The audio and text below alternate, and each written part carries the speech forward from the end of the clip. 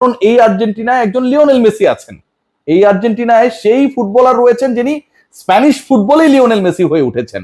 এই আর্জেন্টিনা দলে সেই ফুটবলার রয়েছেন যিনি স্প্যানিশ ফুটবলের ইতিহাসে সর্বকালের সর্বশ্রেষ্ঠ, সর্বকালের সর্বোচ্চ গোল স্কোরার, যাকে ওই ক্যাসিমিরো, সার্জিও রামোসরা তাদের প্রাইম টাইমে আটকাতে পারে নাই।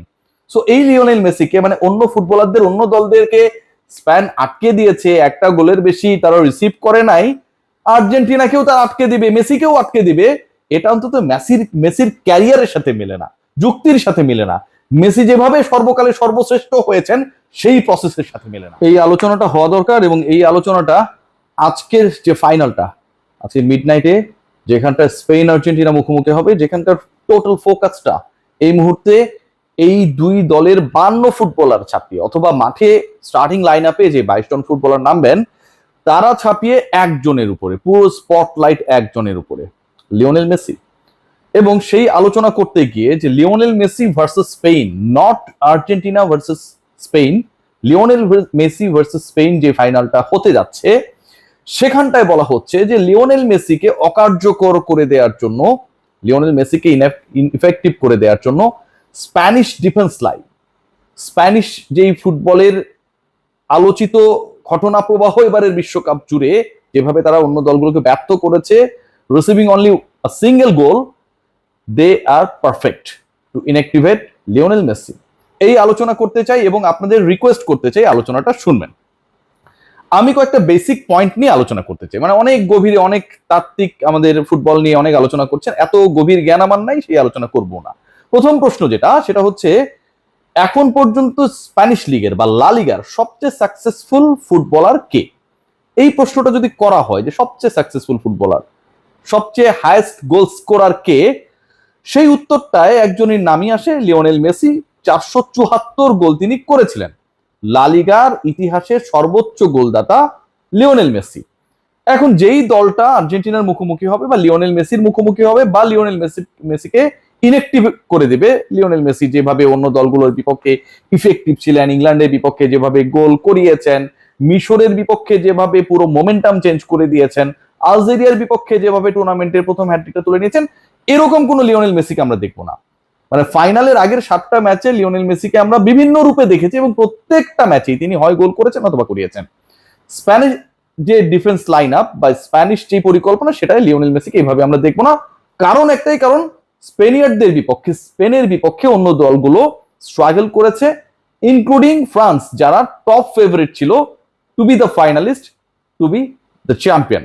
সো যেহেতু ফ্রান্স পারে নাই, যেহেতু অন্য দলগুলো তাদের বিপক্ষে পারে নাই, সো লিওনেল মেসি এবং আর্জেন্টিনাও পারবে না। আমার ওই প্রশ্নটা এখানটা একটু যদি লিঙ্ক করার চেষ্টা করি, যে এখন পর্যন্ত স্প্যানিশ ফুটবলের ইতিহাসে সর্বোচ্চ গোলদাতা অথবা সবচেয়ে সফল নাম, অথবা স্প্যানিশ ফুটবলের ইতিহাসে সর্বকালের সর্বশ্রেষ্ঠ ফুটবলারকে, সেই প্রশ্নের উত্তর যদি হয় লিওনেল মেসি। সর্বকালের সর্বোচ্চ গোল স্কোরারকে, সেই প্রশ্নের উত্তরও যদি হয় লিওনেল মেসি। সবশেষ সিজন যেটা তিনি খেলেছিলেন, আপনারা মনে করতেই পারেন, এবং তারপর পিএসজিতে লিওনেল মেসি চলে গেলেন, সেই সিজনেও, মানে তার বিদায়ী টাটা বাই বাই বলা সিজনেও, যখন তার সাথে বার্সেলোনার সম্পর্ক, লাপোর্তার সম্পর্ক একদম তলানিতে, সেই সময়টাও লিওনেল মেসি ওই পার্টিকুলার লিগে 30টার মতো গোল করেছিলেন এবং টপ স্কোরার ছিলেন। স্প্যানিশ ফুটবলের ইতিহাসে, লা লিগার ইতিহাসে প্রথম ফুটবলার এবং একমাত্র ফুটবলার যিনি এক সিজনে 50 গোল করেছেন। সো এই যে লিওনেল মেসি, যিনি স্প্যানিশ ফুটবলটা এখন পর্যন্ত তার ক্যারিয়ারের সবচেয়ে আনন্দঘন মুহূর্ত হিসেবে কাটিয়েছেন, স্প্যানিশ ফুটবলের ইতিহাসে সর্বশ্রেষ্ঠ ফুটবলার হিসেবে আনডাউটেডলি কাউন্টেবল হন, এবং এই স্প্যানিশ ফুটবলে বা স্পেনে খেলে লিওনেল মেসি যেই অ্যাটাকটা, বা যারা আসলে তাদের চিরায়ত পরিকল্পনায় আসলে আর্জেন্টিনাকে হারানোর চেষ্টা করবে, সেই পরিকল্পনার এগেইনস্টেই তিনি সফল হয়েছেন। সেই পরিকল্পনার এগেইনস্টে 474 গোল করেছেন, সর্বশেষ সিজনে হাইয়েস্ট গোলদাতা হয়েছেন, একমাত্র ফুটবলার হিসেবে এক সিজনে 50 গোল করেছেন। সবই তো আলটিমেটলি স্পেন যেভাবে খেলে, স্প্যানিশ ফুটবল যেভাবে চলে, সেটাই দাঁড়িয়েই তিনি করেছেন। সেই ডিফেন্স লাইন আপের এগেইনস্টেই করেছেন। সার্জিও রামোসরা যখন রিয়াল মাদ্রিদের হয়ে খেলেছিল, জিদানরা যখন ক্যাসেমিরোদের সামনে চ্যালেঞ্জ দিয়েছিলেন লিওনেল মেসিকে আটকানোর, পেপেরা যখন বারবার পদ আটকে দাঁড়ানোর চেষ্টা করেছিল, লিওনেল মেসি তো সেই ফাঁকগুলোই তো গোল করেছেন, স্কোর করেছেন, ক্যারিশমা দেখিয়েছেন। সে কারণেই তো তিনি লিওনেল মেসি। তাহলে এখন কেন যখন স্পেনের মুখোমুখি হচ্ছে আর্জেন্টিনা, ঠিক ওই সময়টায় বলা হচ্ছে যে Argentina is going to take the most important and difficult opponent in the final. ইংলিশদের বিপক্ষে লিওনেল মেসির রেকর্ড ভালো, বাট তিনি রেগুলার ক্যাম্পেইনার ছিলেন না। ল্যাটিন দলগুলোর বিপক্ষে তিনি রেগুলার ক্যাম্পেইনার ছিলেন না, সেখানকার ক্লাবে তিনি খেলেন নাই, বরং তিনি সবচেয়ে বেশি রেগুলার খেলে এসেছেন লিওনেল মেসি হয়েছেন স্পেনে খেলে, সাকসেসফুল হয়ে, গোল স্কোর করে, রেকর্ড গড়ে। সেই জায়গায় বলা হচ্ছে স্পেনের এই পরিকল্পনার এগেনস্টেই, যে পরিকল্পনার এগেনস্টে লিওনেল মেসি হয়ে উঠলেন, লিওনেল মেসি এই মুহূর্তের সেরা ফুটবলার হয়ে উঠলেন, সেই তিনি নাকি টিকি টাকার এগেনস্টে ইফেক্টিভ হবেন না। সো এই যে ডিসকাশনটা করা হচ্ছে, এটা আসলে কিসের বেসিসে করা হচ্ছে আমি পরিসংখ্যান দিয়ে আপনাদের সেটাই বলার চেষ্টা করছি, যে এটা টোটালটাই অযৌক্তিক। পয়েন্ট নাম্বার 2, খেয়াল করে দেখবেন যে লিওনেল মেসির কনভার্সনটা কোথায়, পরিবর্তনটা কোথায়, কোন জায়গাটা আসলে লিওনেল মেসি আর আর্জেন্টিনা ফাইনালে স্পেনের থেকে এগিয়ে থাকবে। চোখ বন্ধ করে চিন্তা করুন, খেয়াল করার চেষ্টা করুন।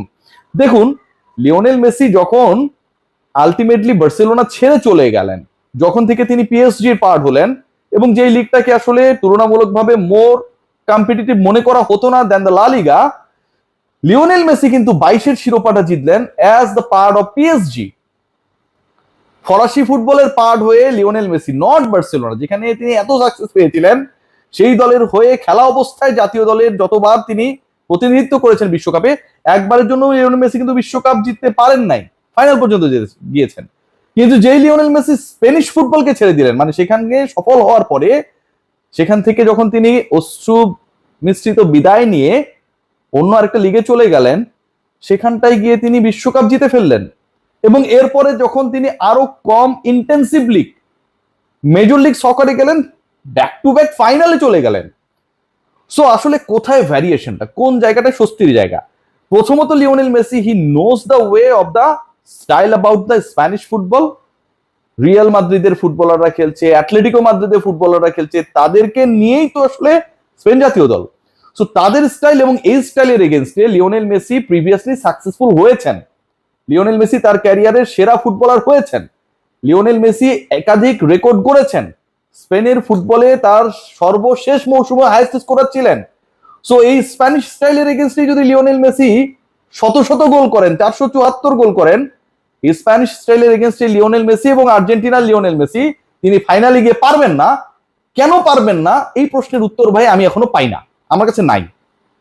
এবং একই সাথে এই লিওনেল মেসি কিন্তু পরিবর্তিত লিওনেল মেসি, তিনি ফরাসি লিগে গেছেন, এমএসএল এ গেছেন, এবং সেখানকার যে পরিবেশ সেটার সাথে অ্যাডাপ্টেশন করে বিশ্বকাপে আসলে কিভাবে খেলতে হবে 39 বছর বয়সে, সেই ব্যাপারটা আত্মস্থ করেছেন।